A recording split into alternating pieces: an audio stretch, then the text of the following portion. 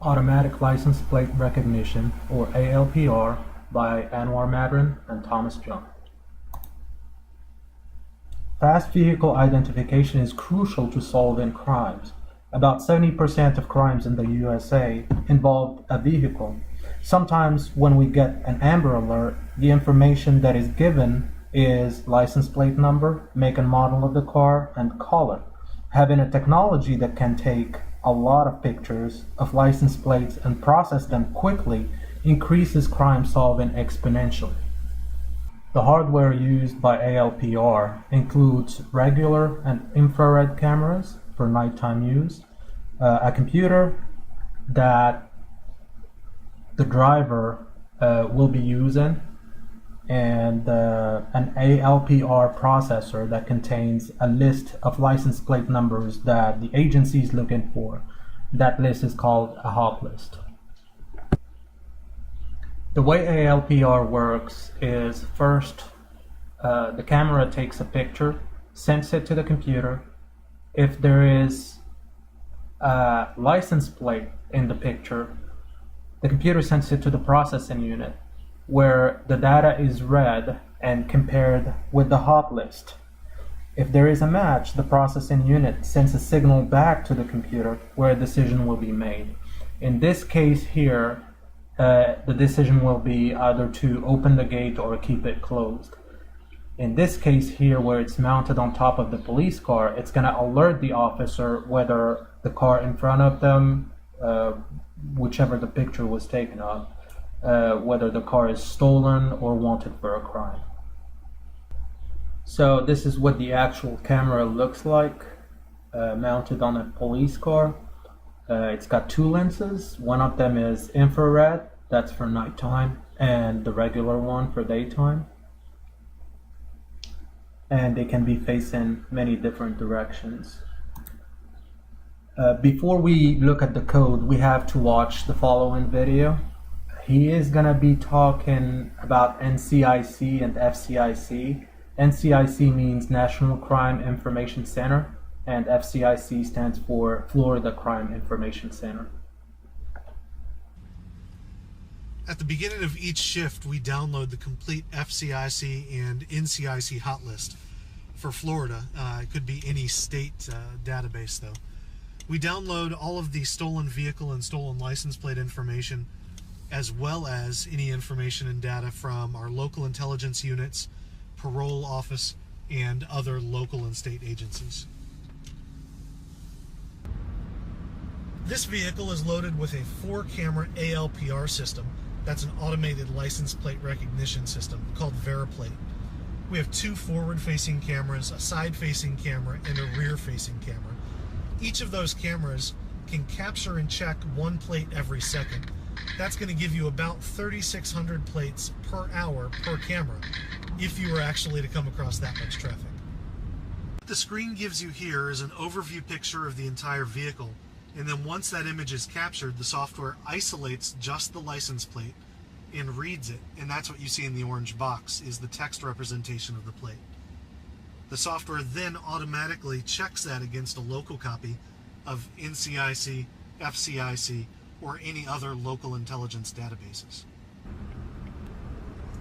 The rear-facing camera actually allows us to capture traffic going in the opposite direction. Here in Florida, where we only have a license plate on the rear of the vehicle, that comes in handy on 2-lane highways. The side-mounted camera is mounted at a 90-degree angle for parking lot applications. It's going to allow me to go through any shopping center, hotel, mall, apartment complex, rest area, and literally capture and run every license plate that's in the parking lot. That camera click that you're hearing is coming from the cars as I pass by them. This lets me know that I've both captured and read a license plate. If I don't hear the sound, then I know that I've passed a car with either an illegally mounted plate or no plate at all.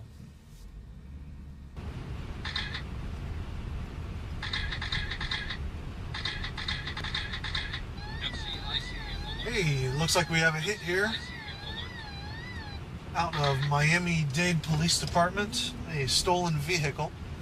So we'll just confirm that that is a correct read.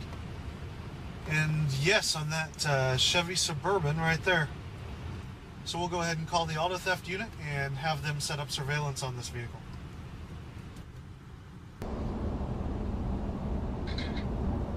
Here on the interstate, we have two forward-facing cameras that are capturing all of the traffic passing either the left or right of our vehicle. Each of those vehicles is automatically checked against our local copy of the FCIC and CIC and local intelligence databases. We can actually capture these vehicles at speeds upwards of 100 miles an hour. We also have VeriPlate installed in marked units, primarily focused on traffic enforcement, really picking up drivers who don't have a license, have a suspended license, or maybe uninsured. Traffic enforcement is really just the tip of the iceberg when it comes to what ALPR is capable of doing. Plans are being put in place right now in regards to national security sites, ports, airports, special event security. We also have deployments for counterterrorism and for organized crime. ALPR, and VeriPlate in particular, is really going to revolutionize the way we police not only in Florida, but all across our country. So how does the code work? Well, most ALPR codes work the same way. They go through the same process. At first, there's RGB to gray, where it takes the colored image and changes it into grayscale image. Then there is a morphological process. Then there is convolution. Then there is the thinning of the image. And convolution and thinning of the image, they just make the characters stand out more clearly. They just show the edges more clearly. And after that, there is the character extraction. And after that character extraction, the program will take those pictures and compare them to a template that it already has in another folder. And it's basically just comparing two pictures together. And if they match, then it says it's this letter or that number. Here we can see the process image by image. As you can see here, this is the colored image after RGB to grayscale image. Then morphological processing. If you notice here, the edges show more clearly. The license plate is starting to show clearly. Then after here, the characters are showing even more.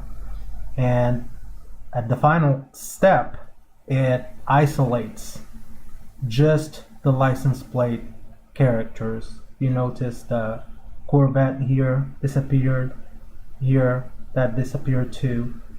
We only have the characters that we need. Next comes template matching, where the program will take this image here and cut it into little images.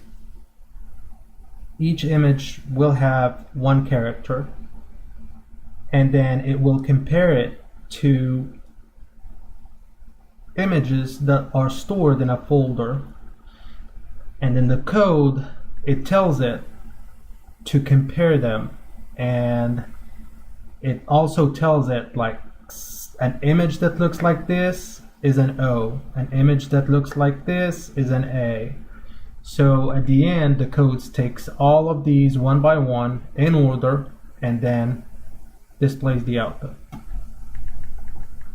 This is one code that processes license plate numbers. The number plate reader is the main function in this code. The final function here is the one that starts processing the image. As you can see here, it reads the image, displays it. And here I made sure to display it after RGB to gray, just so we can see it. And you see here the convolution, and here's the morphological operation.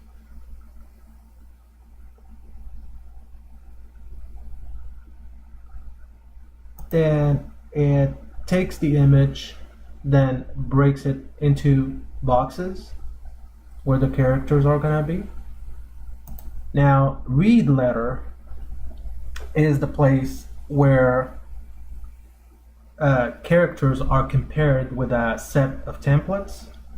It uses correlation function, and it has the other characters in this folder here.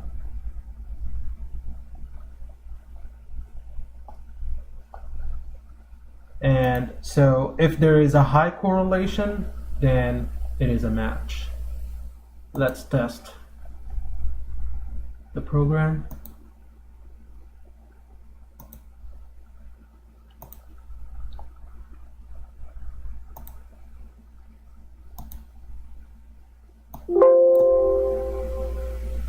It's 5 letters. I mean 5 characters.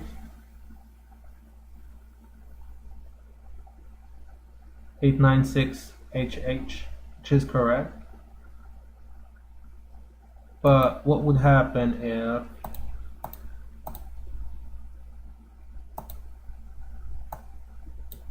we uploaded the same image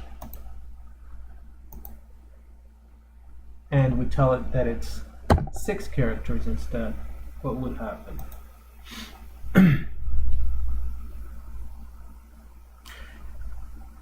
You see here, it's saying K896HH. That's reading the wheelchair sign here as a K. I'm guessing looks a little bit like a K, maybe. There is some correlation, so according to the program. So it's not perfect. Let's try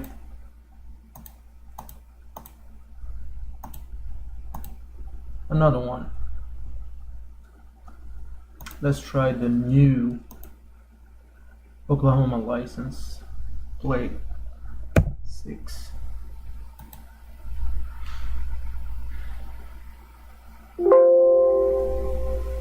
This one made it crash because the background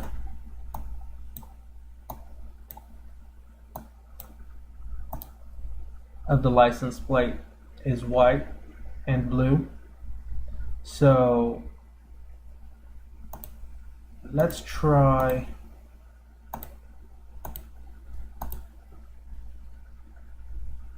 to tell it that it's just 2 characters and see what happens. Yep. So it's reading this and it's reading this. It's reading this as an F for some reason, and it's reading this as a Z. So it's not perfect. I mean, it does work in some instances, but it doesn't work all the time. Let's try one more. Oklahoma Highway Patrol 6.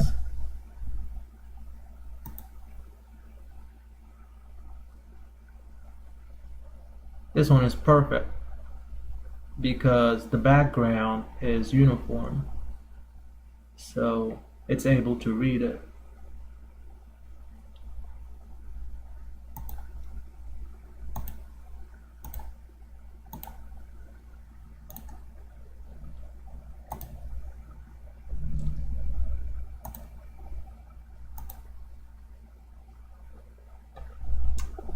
Seven.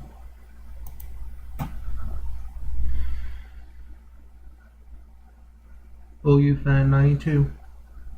This one works perfect because again the background is only one color, So if the background is only one color, then there's a higher chance that the program will get it right. But if the background is not the same color, the program will mess up. Let's try this Chinese plate.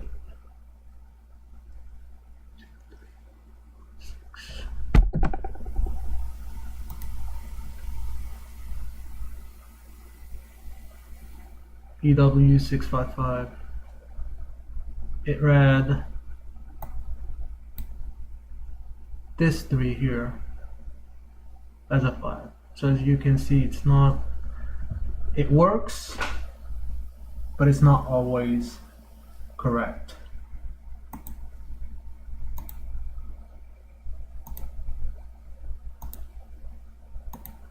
The problem with the Chinese license plate and other license plates where it messes up even if the background is the same color is because the program is not trained. And what I mean by that is it does not have enough information to compare against. Like if you look at this 3 here, it's kind of round, but this 3 here has a corner. So it looks at the correlation, and to it, this 3 looks more like a 5 than this 3 here. So that is why it translates it into a 5. So if we had put every possible way a 3 could be written on here, it would get it right every single time. There are multiple reasons why this is not accurately working. The most probable reason is due to the lack of templates and thresholding. If you see in this folder, there are multiple templates, but we found a website where they would have like thousands of templates. I think that's what is making it more accurate. So here is an example of the process of extracting more templates so that the program will try to read and register in the future. And here we have 2 3s, right? This one is the new one. So when we go to the create temple function, we're trying to add extra 3. So we would use this so that this picture will be saved, and then we also register that into the index 3. That's good. And then we go to read letter, so it will read. It will try to read that template by matching every template we have, and it's going to give a return value of the maximum correlation, whichever one has the maximum correlation, or will return the index value of it into this variable VD. So since we added a template in the index position of 37, we have to add it here, so that each time the index position of 37 has the highest correlation, the program would read it as 3. And since we added 1, we have to increment everything else by 1. This license plate picture is interesting because it has different background colors and shapes. This program is going to have a hard time reading it.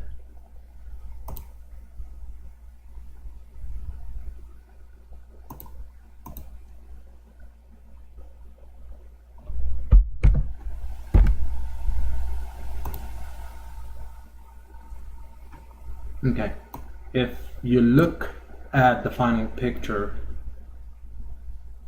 even a human being cannot read what this is if they didn't have the original picture in front of them. So it's no surprise that the program cannot read it either.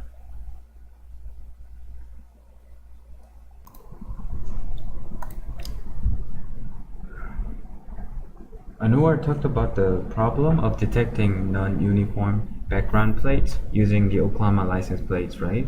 In such cases, we can use this technique called thresholding. The thresholding helps the program become more accurate in detecting license plate by removing certain part of the color. It depends on the level of the thresholding we set it. Here's an example. So here we read in the image of the Oklahoma license plate and run that. It shows the Oklahoma license plate, right? And then we resize it and then grayscale it. And this is the level that I set it at, 0.2. It goes from 0 to 1. From 0 is like black and 1 is white. So it cuts at 0.2. Then once we do that, this is the threshold plane. It becomes like this. So the background colors goes away. And then these are all the little bunch of filtering process to make our images more clear. Once we do that, and it also inverts the color.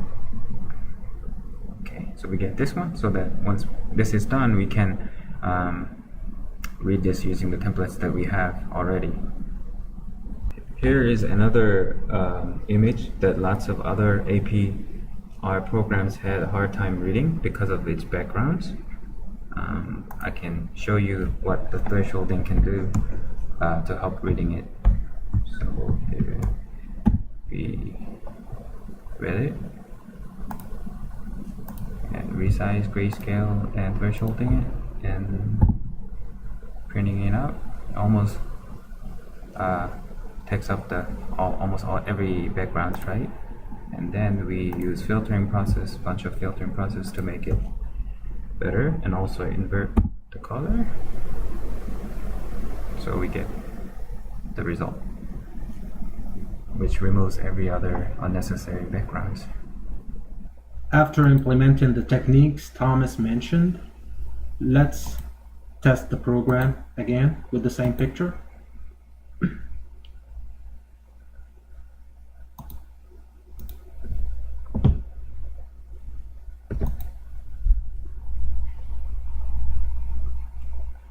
TLG OKC. By getting rid of the background noise, we were able to make the program perform as desired. We have learned from this project that ALPR programs are good but not always accurate. They depend on the font, the background, the lighting, and how many templates are in the training folder. That being said, ALPR programs are very flexible. The program that we have tested was not written by us, but we changed it to make it work better. So there is always room for progress.